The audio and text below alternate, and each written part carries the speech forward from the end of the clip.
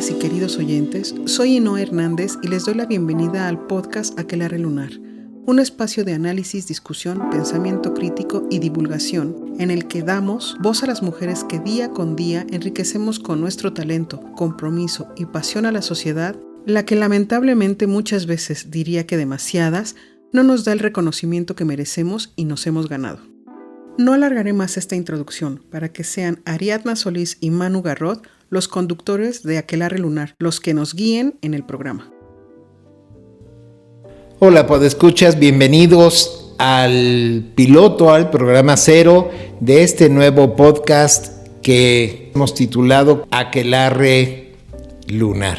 Un nombre que nos gusta y sobre el cual les platicaremos un poco. Hola Ariadna, ¿cómo estás? Bienvenida. Gracias Manuel, pues encantada de estar aquí, bienvenidas y bienvenidos. Este es un proyecto que tenemos muchísimas ganas de compartir con ustedes y que creo que les va a ir gustando lo que les vamos a platicar el día de hoy. Podemos arrancar con ¿por qué somos el Aquelarre Lunar? Claro, ¿desde qué es un aquelarre? Porque yo descubrí cuando lo platicamos con gente que había gente que me decía, no tengo idea qué es un aquelarre y el por qué lunar. Bueno, el aquelarre en términos generales es una reunión nocturna de brujas y brujos para la realización de prácticas mágicas. Esto es importante también porque muchas personas creemos que el aquelarre, si sabemos lo que es un aquelarre, es exclusivamente de las brujas. Sí, mira, es algo que yo también creí en un momento, después me puse a investigar y bueno, no quedamos excluidos los brujos de eso, ¿no? Lo cual está bien porque si bien es cierto que este podcast conversacional tiene una orientación de género, no excluye la participación, ni los oídos, ni los comentarios de los hombres. Lo que hay que hacer es sumar. Sumar y solamente visibilizar también, ¿no? Por eso estamos dirigiendo este podcast para mujeres, pero no excluye, claro, el aquelarre es de todas y de todos. ¿Y por qué lunar? Claro, ¿por qué no lo dices tú? Lunar, claro, la luna está completamente ligada a los ciclos femeninos y para mí eso es algo muy simbólico, es algo que nos conecta a todas y que definitivamente no podemos dejar de lado mencionar cómo la luna tiene un papel importante en nuestra vida femenina. Y si tú como mujer crees que no tiene una influencia, te propongo que observes las fases de la luna y entonces encuentres una conexión. Sí, pero además yo sumaría algo. Ya siendo un proyecto con el que vamos a dar voz, a visibilizar a esas mujeres, a las mujeres que aportan todos los días, que enriquecen la sociedad. Bueno, pensando en la luna y en el lado oscuro, ¿cuántas veces no en la historia y actualmente se les empuja tantito, ¿no? Hacia el lado oscuro para que no, o al lado borroso, como digo, para que no salgan bien en la foto. Y eso es lo que nosotros vamos a iluminar. Exacto. Y no solo es tantito, es muchito. Y por eso es importante tener esta visibilidad. Y la luna tiene todas estas fases en donde hay poquita luz, en donde hay poquito más luz, en donde está la luna llena y en donde está la luna nueva. Y creo que todas estas fases también nos pueden ayudar a conectar justamente esos temas tan importantes de la visibilización de las mujeres a nivel social, que es lo más importante, ¿no? Como encontrarnos en el nivel de la visibilización social, porque creo que definitivamente hay un lado muy oscuro que todavía incomoda.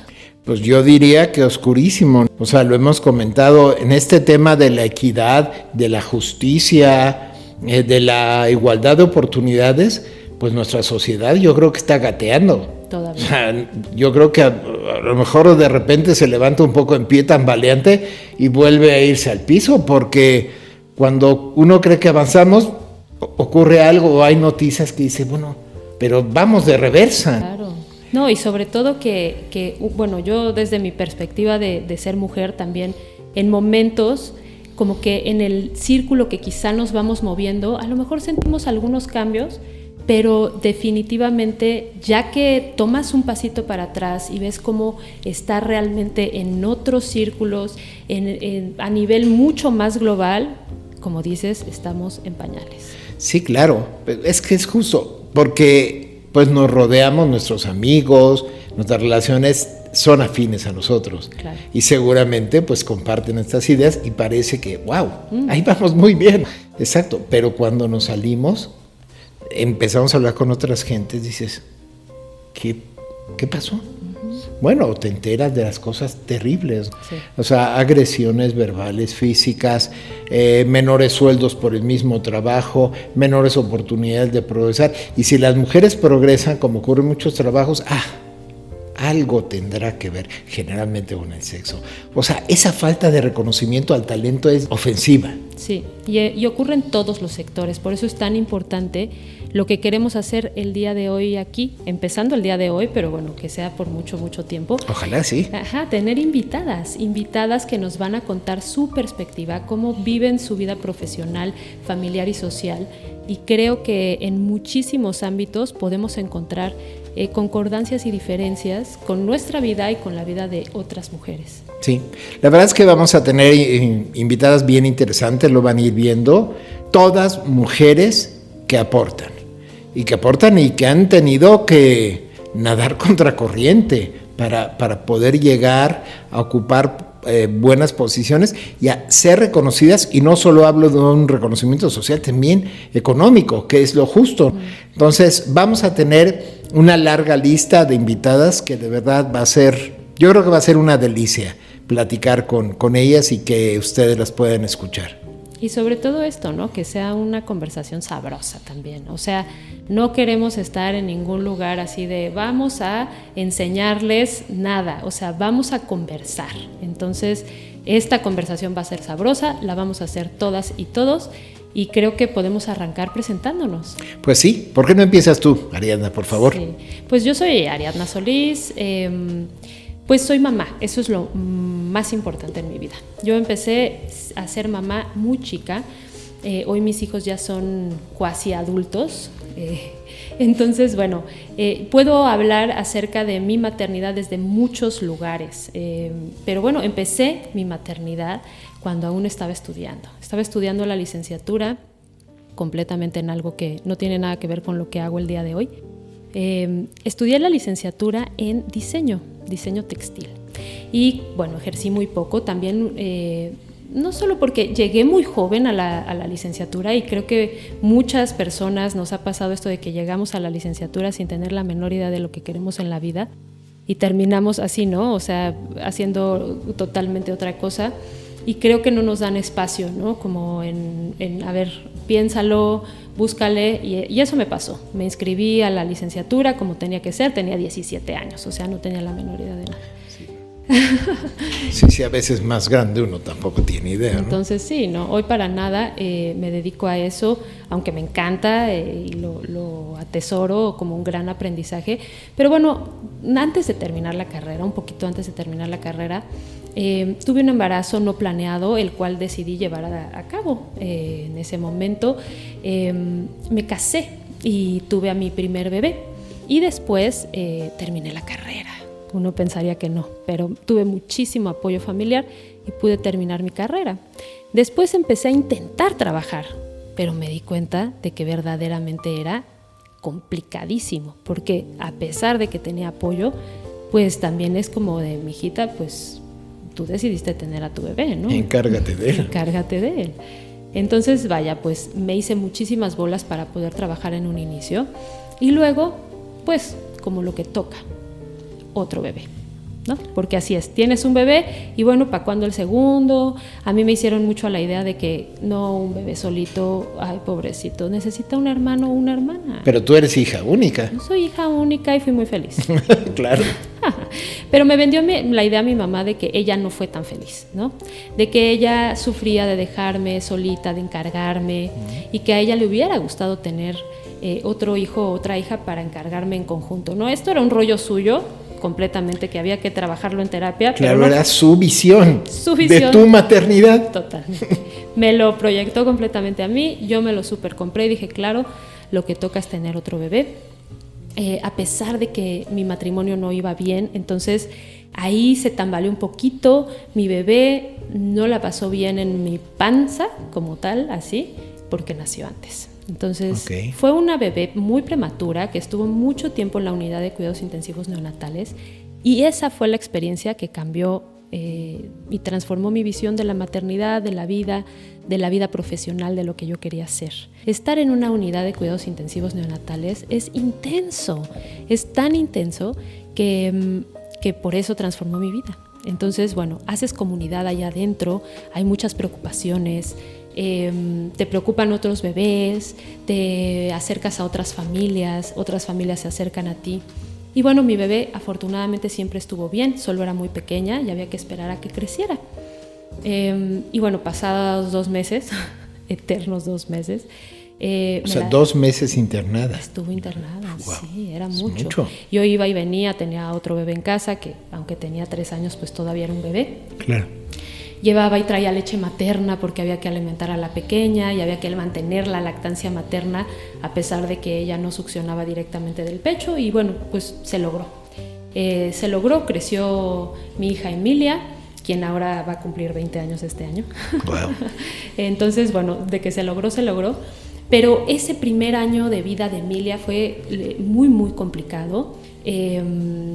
Yo tenía que tener ciertos cuidados con la bebé al principio y eso me llevó a tener una depresión posparto porque no dormía, porque estaba angustiada, porque su papá y yo no logramos sostener nuestra relación y tenía un hijo de 3 años que demandaba mucho y yo colapsé, aunque tenía apoyo, sobre todo apoyo de mi mamá.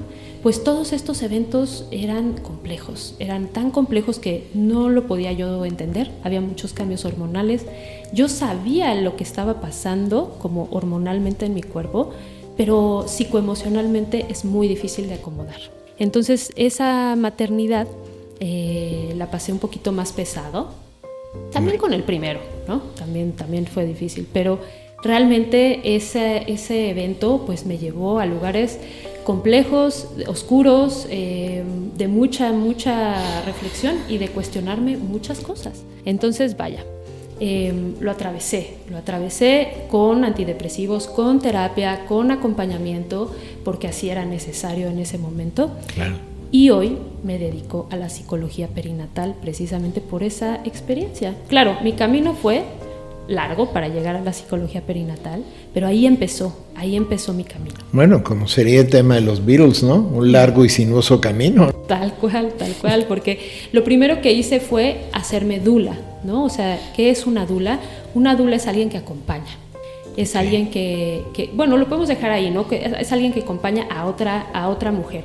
Pero, bueno, las dulas más conocidas son las dulas de parto, mujeres que acompañan a otras mujeres en el proceso físico y emocional, como en el apoyo físico y emocional, ya sea en un trabajo de parto dentro del hospital o en un trabajo de parto en casa, es una mujer que acompaña. Entonces me formé como dula, me formé como educadora perinatal, eso fue un poco más largo y empecé a acompañar familias que estaban en este proceso de consolidarse como una familia trayendo a su bebé a la nueva familia. Entonces, encantada yo de empezar a hacer cursos, empezar a acompañar mujeres, me empecé a llenar de eso, de ese trabajo, me di cuenta que me apasionaba profundamente, pero había una cosa que no me gustaba, que era la parte hospitalaria, me sobrepasó completamente. No sé si sabes, pero somos uno de los países con el índice más alto de cesáreas en el mundo. Sí, si no es que el más alto, ¿eh? A lo mejor alguien nos gana, pero estamos peleando por ese primer lugar. Y lo hemos llegado a hacer, justo claro. Alrededor del 2012 o 2013 fuimos el número 1 y ahí fue cuando yo dije, esto me está sobrepasando, ya llevo algunos años, pero las cesáreas innecesarias son el pan nuestro de cada día dentro del hospital, porque desafortunadamente por muchos intereses económicos y de comodidad también, la verdad, es que los partos se van llevando hacia una cesárea, porque esperar un trabajo de parto es de mucha paciencia, es de mucha calma, de mucho cuidado, de mucho acompañamiento. Y yo diría de mucho amor. De mucho amor. Y los médicos no están sensibilizados a ello. Los médicos hicieron del parto un evento patológico, en donde hay que acompañarles y hay que acompañarles, pero no de una manera amorosa, sino de una manera médica, y así le decimos, ¿no? Es un parto medicalizado. Okay. Y eso me llevó a decir, creo que no quiero hacer esto. me sentía cómplice, ¿no? Estar viendo cómo iban llevando ese evento normal, fisiológico, a un lugar patológico, ¿no? Y luego, comercial. Y muy comercial, claro. Y luego terminan diciendo de, qué bueno que estabas en el hospital porque gracias a la cesárea. Y no, realmente la fueron llevando hacia allá, ¿no? Entonces dije, no. ¿Qué es lo que quiero hacer? Entonces me cuestioné. Claro que yo quería seguir en este camino amoroso de acompañamiento a las mujeres. Y entonces hice una formación en partería profesional, en donde me salí completamente del ámbito hospitalario por muchos años. Y fui muy feliz. Tiene otros retos, o sea, el parto en casa tiene sus propios retos. Y bueno, lo pasé genial, me formé, me encantó. Fue muy difícil en muchos momentos, fue muy placentero en muchos otros. Y bueno, actualmente no ejerzo en partos ya. Estuve en un break un tiempo por cuestiones de salud. Y en los últimos años lo que hice fue una maestría en terapia familiar sistémica para poder juntar todos mis conocimientos de la parte perinatal y la parte psicológica y así poder acompañar familias, parejas, mujeres en situación perinatal, ¿no? Desde el embarazo, desde el querer embarazarse, que ahorita hay muchos temas de fertilidad, sí. Embarazo, parto, posparto, lactancia, crianza y la formación de la familia como tal, ¿no? La pareja, que es muy importante también. Pues yo creo que, déjame rescatar porque has tocado algunos puntos que seguramente vamos a tratar en el programa. Sí. Uno es el embarazo a una edad joven. Probablemente, porque yo no voy a calificar, el tuyo, no preparada para ello. Totalmente. Para un evento de esa magnitud, la responsabilidad que implica. Entonces, el tema que trataremos en un momento del embarazo, en este caso no infantil, pero seguramente cerca de adolescente, sí. Que es todo un tema y un enorme problema en México. Ahí sí somos número 1, en el mundo. 1,000 embarazos no deseados, infantiles y adolescentes diarios. Wow. 365,000 al año. Tocaste otro punto del que hablaremos y es importante, es que es muy infrecuente que una joven embarazada que está estudiando termine sus estudios. Claro. O sea, lo más común es que lo abandone. Trunco, sí. Entonces, bueno, es otro de los grandes temas.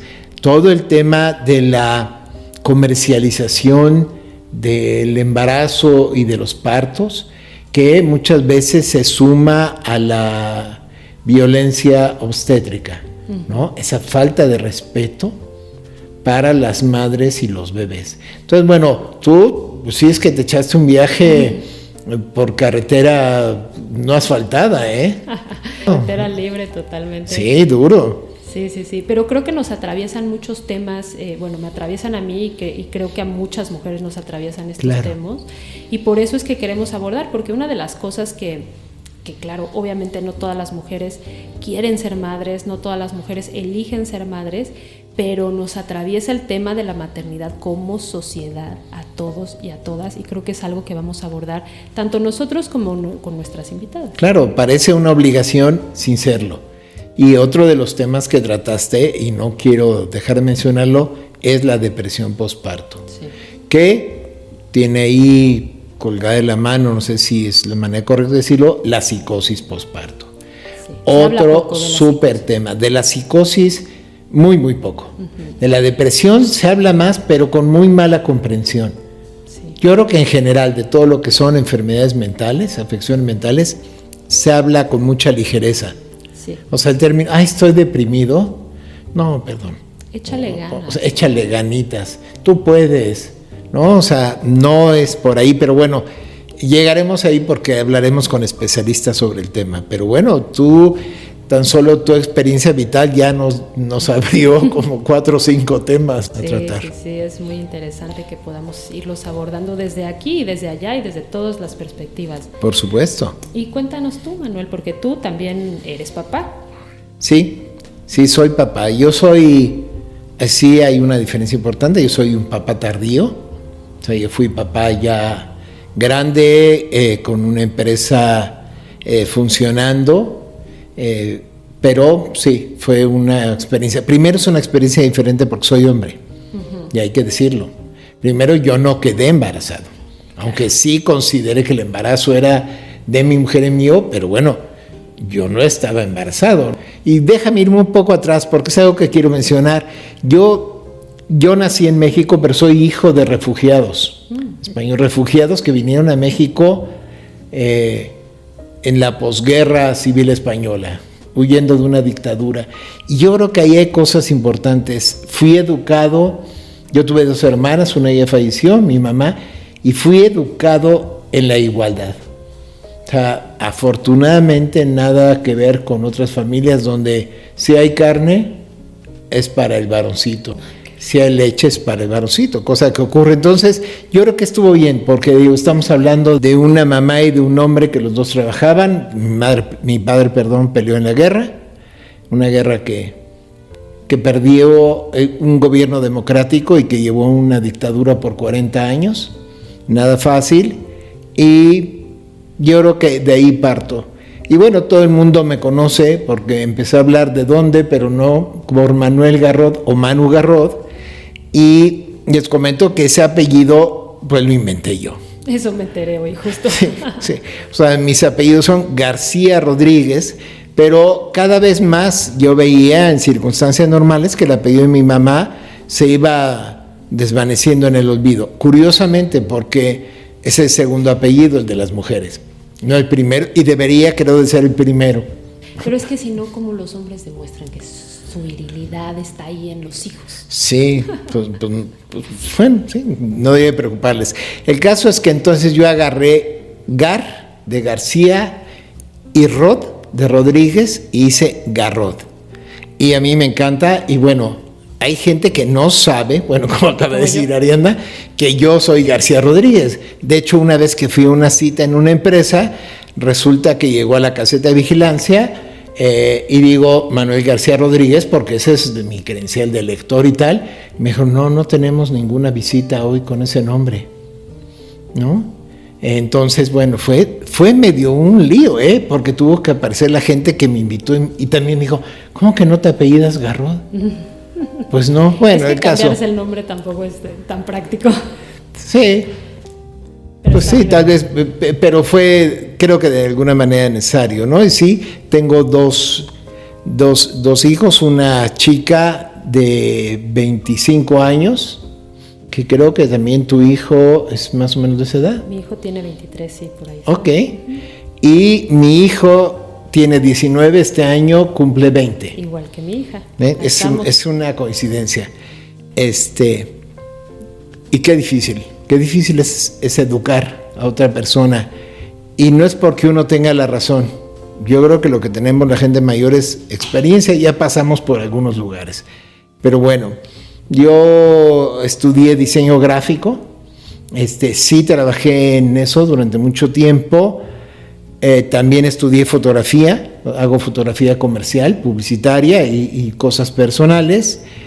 Y eso me llevó, junto con unos amigos, a crear una agencia de publicidad, de la que fui director de 2 agencias especializadas en salud, que también tiene que ver un poco con todo esto.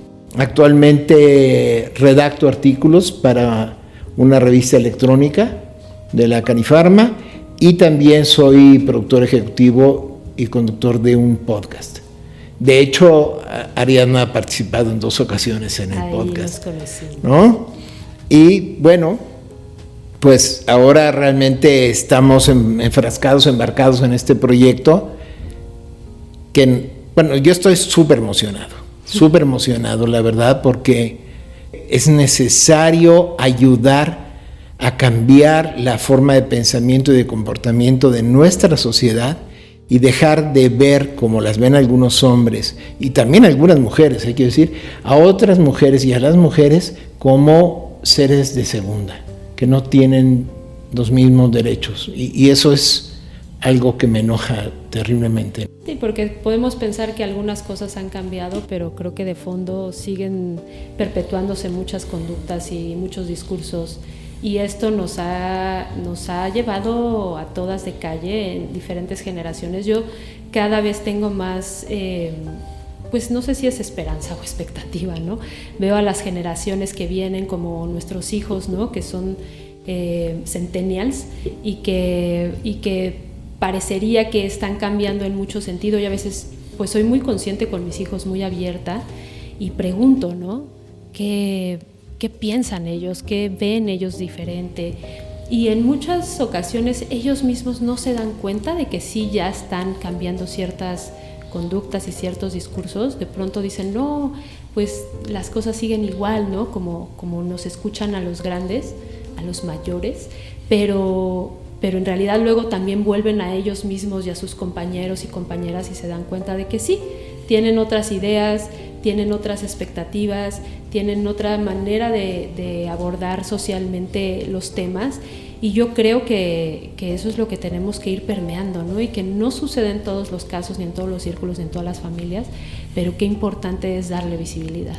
Claro, darle visibilidad, y mencionaste, los que tenemos hijos sean varones o mujeres, es educarlos de otra manera, es no permitir que en el seno familiar se reproduzca esa desigualdad, esas preferencias de género, ¿me entiendes? Porque bueno, yo creo, a veces sí hay preferencias porque te entiendes mejor con alguno de tus hijos, no que lo quieras menos, que te entiendes mejor, que ese es otro tabú.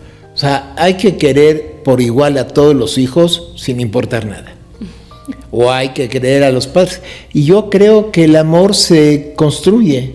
Sí. Se construye, por supuesto que hay como un amor genético, por decirlo así, pero después hay que construirlo. En nuestras manos está educar a nuestros hijos e hijas de una manera diferente.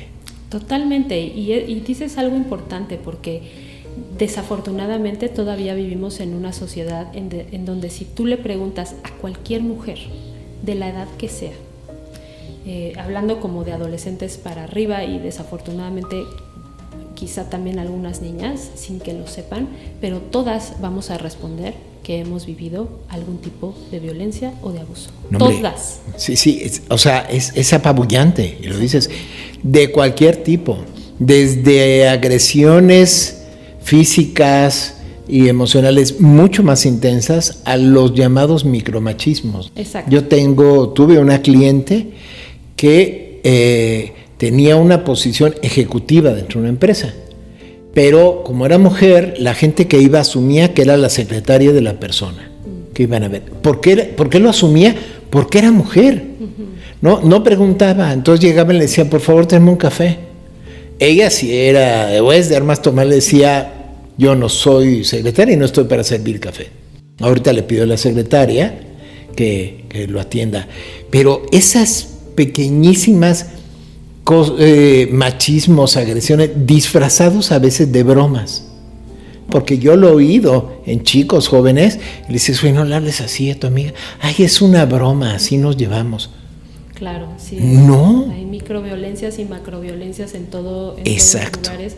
Y creo que esto es algo que estamos tocando justo ahora, porque exactamente son los temas que podemos llegar a abordar con nuestras invitadas. Creo que independientemente de la profesión, pues muchas mujeres que van a estar aquí con nosotras conversando de lo que hacen y de su desarrollo profesional y de los reconocimientos que pueden llegar a tener, han vivido algún tipo de abuso, de violencia, y que se tiene que hablar de esto cada vez más, no solamente el 8 de marzo, se tiene que hablar todo el año. Sí. No, pero además otra vez se romantiza. El Día de la Mujer, para mi gusto, debería ser un día de combate, o de recordar que hay que combatir por alcanzar la igualdad, no de llevarle una caja de chocolates, o sea, no ese día nada más. Sí. O sea, es el Día de las Madres, en ese día hay que acordarse. Es un día de combate, como dices, es un día que queremos reconocimiento y que queremos hablar por todas las mujeres que hemos vivido violencia y por todas las que ya no están. Además, que esa es la parte irrecuperable. Sí. Todas las mujeres que han sido asesinadas por hombres que las consideran algo desechable. Y que bueno, voy a mantener los límites políticamente correctos para no decir qué es lo que yo le haría a estos cuates. Sí, claro, y también saber desde dónde estamos abordando los temas, ¿no? Porque son temas súper delicados, claro. Son temas que debemos de saber abordar y que no es algo menor y que se debe de hablar, pero que tenemos que tener mucha información al respecto, información social, política, posturas y saber cómo abordar los temas con las diferentes personas, tanto hombres como mujeres, como cualquier género, ¿no? Creo Así que es es importante. No, bueno, yo creo, mira, aquí dijiste algo importante. Finalmente nosotros conducimos el podcast, pero no somos poseedores de la verdad. No. O sea, es lo que pensamos, lo que discutimos y se va a ver enriquecido con la gente, las personas que participen. Claro. Pero aquí yo invitaría que de alguna manera participe todo el mundo que lo escuche. Sí. ¿No? Pondremos en su momento a disposición mails para que hagan comentarios, para que hagan reclamaciones. Yo pediría que siempre con respeto, pero pues esto es algo orgánico, es algo vivo. De este programa que estamos grabando hoy, al que lleguemos al 10, al 50 o al 100, seguramente vamos a evolucionar. Van a ir pasando cosas súper interesantes. Aquí no somos las expertas, sino que van a venir ustedes, las mujeres, las expertas, a hablarnos de un montón de cosas. Así es. Pues mira, hemos hablado mucho de la maternidad porque por supuesto eso marca. Y Ariadna y yo tenemos para compartir con ustedes una carta, un pequeño discurso que dio el otro día un hombre, pues yo diría muy sensible, se llama Eduard Solá. Él fue ganador al Goya por el mejor guión original por Casa en Llamas, y cuando se subió a recibir el premio, en vez de hablar de él y de lo magnífico que era y tal, leyó una carta a su madre que nos pareció fantástica y que pensamos que vale la pena compartir con ustedes. Que nos ha conmovido profundamente y creo que es algo que además es como una apertura, es como abrir una ventana hacia un montón de temas. No, además algo que comentamos, mira, yo no conozco un solo premiado ni premiada que le agradezca a su papá. Eso también es muy curioso. O sea, los que hay que agradecen a sus mamás o a su esposa, pero no a los papás. O sea, que hay hombres, tenemos trabajo por hacer, ¿no? Si les parece bien, ¿te parece bien que la leo? Sí, por favor. Va la carta de este hombre. Y hoy mi generación somos una generación de una multitud de supermadres. Fueron mujeres a las que se les exigió trabajar fuera de casa sin desprenderse del trabajo dentro de ella. Nos vistieron, nos alimentaron y nos criaron, mientras combinaban todo ello con 8 horas de trabajo peor remunerado que el de sus homólogos masculinos. Nadie les ofreció una alternativa a este modelo basado en la renuncia a una vida propia. Muchos padres no estuvieron a la altura, tampoco el estado de bienestar. Por eso, esas supermadres pueden hoy levantar el dedo legítimamente y mandarnos a la mierda. Los sacrificios que hicieron por nosotros siguen en una cuenta sin pagar, así que hagamos el favor de mandar, como mínimo, ahora ya, un mensaje a nuestras madres. Digámosles que aunque parezca que no, somos conscientes de todo lo que hicieron por nosotros y que si somos quienes somos, es gracias a su persistencia, a los platos que nos pusieron a la mesa y a los besos que nos dieron al dormir. Digamos a nuestras madres que las queremos. Digámosles que gracias por siempre estar ahí, y mientras mandamos este mensaje, construyamos un mundo en que los cuidados no se sustenten en el sacrificio de nadie. Apostemos por una crianza que no necesite supermadres, sino solamente de madres, padres y adres, con la estructura social y económica necesaria para querer y educar en libertad y dignamente. Mamá, concluye su carta a este hombre, esto es para ti, te quiero mucho. Qué belleza. Cada vez que lo oigo me sigue moviendo un montón de cosas y a lo mejor en cada lectura me mueve una cosa diferente. Sí. Y algo súper importante es que, no sé, la edad que tenga este hombre y su mamá, ¿no? Pero muy probablemente es esta generación donde fue cambiando, ¿no?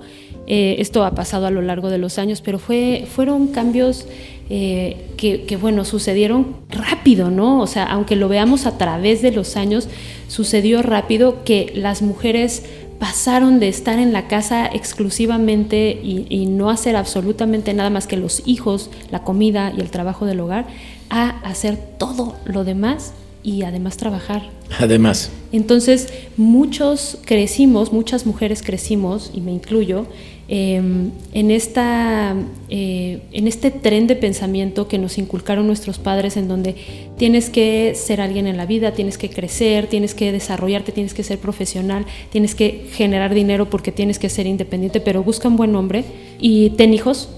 Porque todas las mujeres estamos diseñadas para tener hijos, ¿no? Cuando no es verdad, pero bueno, ten hijos porque es lo que toca, ten una familia, sé exitosa, sé profesional, pero cuida bien a tus hijos. Y vete guapa, Sí, y ponte guapa. Sé linda, sé una buena esposa, porque no vaya a ser, o sea, sé una buena esposa, porque si no tu esposo, se te va a ir, ¿no? Te va a ir con alguien más.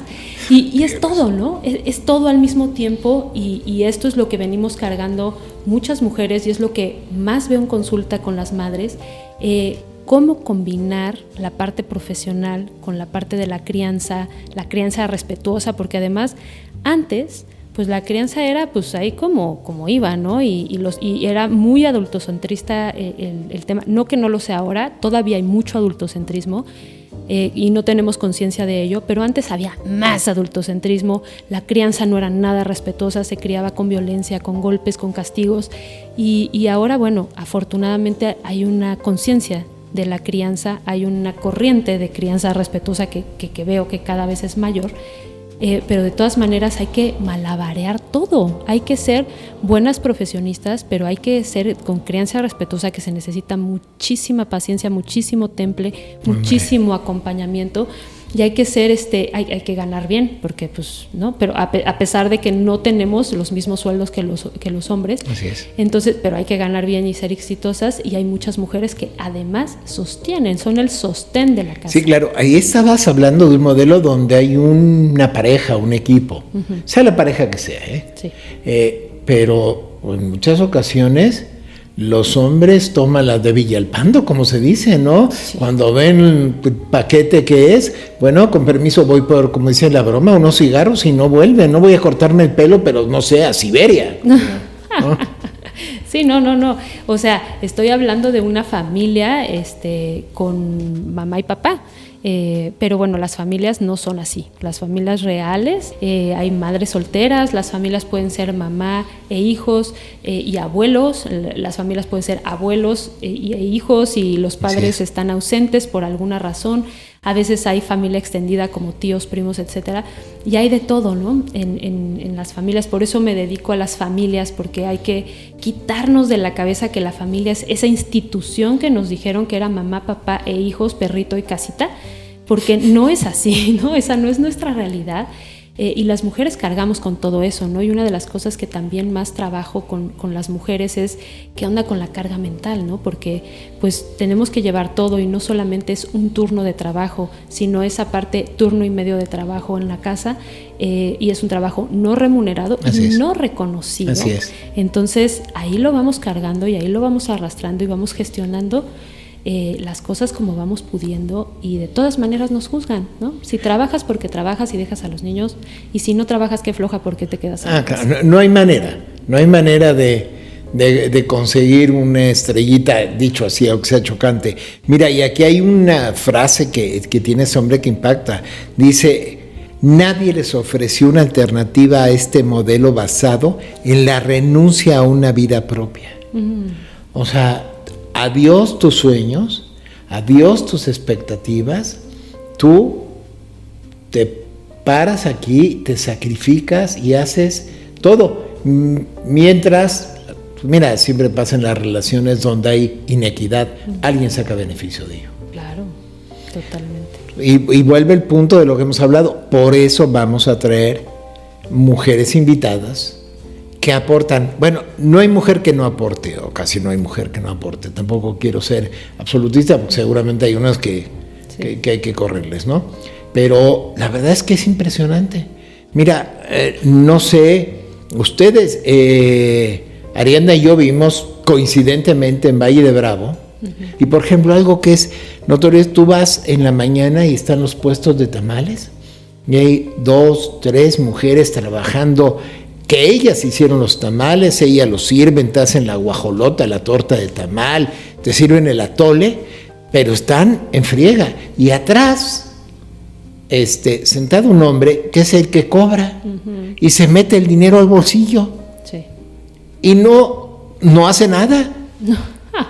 No, bueno, y me río por risa nerviosa porque de verdad esto es algo que ocurre no solamente en el sector de los tamales en Valle de Bravo, ¿no? Sino ocurre en todos los sectores, en todo el país, y es algo increíble, ¿no? Y de verdad que las mujeres sacan la casta y hicieron los tamales a las 4 o 5 de la mañana y los están poniendo a las 6 de la mañana y se están poniendo en el puesto, y de verdad que el trabajo que dejan ahí es increíble para sostener a la familia, y desafortunadamente traen arrastrando un lastre.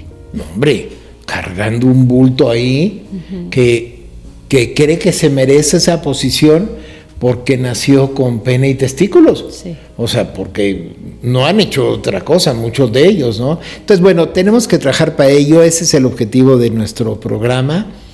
Vamos a, no sé cómo lo dijiste, abrir las ventanas, sí, ¿no? Que entre otra luz, que entre y salga más sonido, y que muchas mujeres tengan un espacio para hablar. Para hablar, que se arme la aquelarre lunar con todas Exacto. las mujeres aquí que vamos a invitar, y que va a ser eso, ¿no? Como dije al inicio, una conversación sabrosa en donde no se pierde la perspectiva de género, no se pierden los temas importantes, pero podemos entrarle de una manera rica, ¿no? En donde todos y todas nos podamos enriquecer. Pues, nomás para no sentirme excluido, una aquelarre de mujeres y un hombre. Y un hombre. Y un brujo, ¿no? que nos y va a un brujo aportar un que montón. también quiero quedar anotado en la lista, ¿no? Que no me hagan lo que se les ha hecho a ellas. Sí, ¿no? Y bueno, pues al final vamos a ser más mujeres, entonces de pronto pues vamos a ser todas.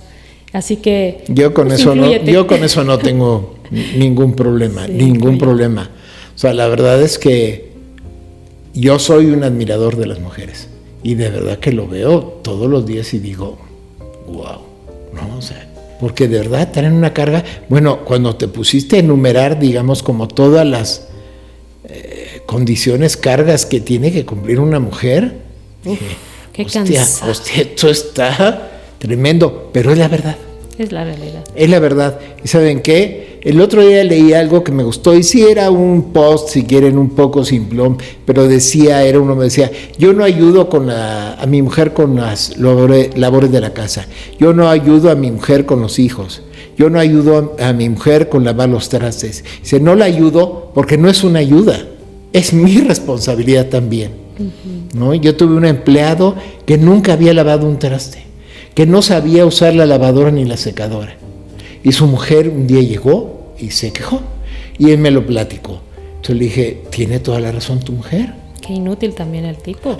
No, terriblemente. O sea, esa noche que hablamos, lavó los trastes. Y al otro día llegó muy ofendido porque salió de la cocina de haber lavado los trastes y hizo, no me van a ver, pero estiró los brazos y hizo ¡tan! Y dice, y nadie me felicitó. Y le dije, cada vez que tu mujer lava los trastes, o te cocina, o te lava y plancha, tú la felicitas. O ella sale de la cocina, ¡tarán! Y me dijo, ya cállate, no me digas nada. por lo menos lo entendió. Sí fue, ya no me digas nada, porque de repente dijo, o sea, lo hizo una vez y quería aplausos. No, qué horror.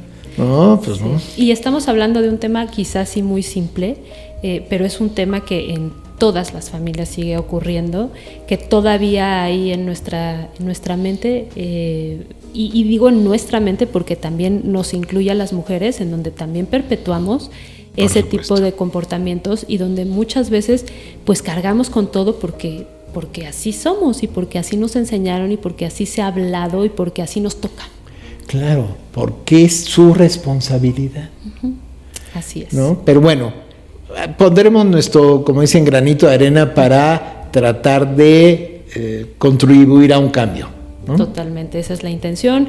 Qué gusto, Manuel, qué rico que estamos arrancando esto. Claro. Creo que tenemos muchísimos temas y a veces hasta nos falta el tiempo y nos queremos ir a todos los temas que queremos abordar, pero justamente para esto es este primer programa, para poder abrir la conversación, abrir esas ventanitas y poder ir abordando los temas que vamos a profundizar muchísimo ya entrados en materia. Así que, pues, aquí estamos. Aquí estamos. Bueno, pues muchísimas gracias a todos, a todas y todos los que nos hayan escuchado. Ojalá se enganchen con este podcast y nos sigan escuchando. Los mantendremos informados. Muchísimas gracias. Hasta luego. Hasta luego, Manuel. Hasta luego, Ariadna. Buen día.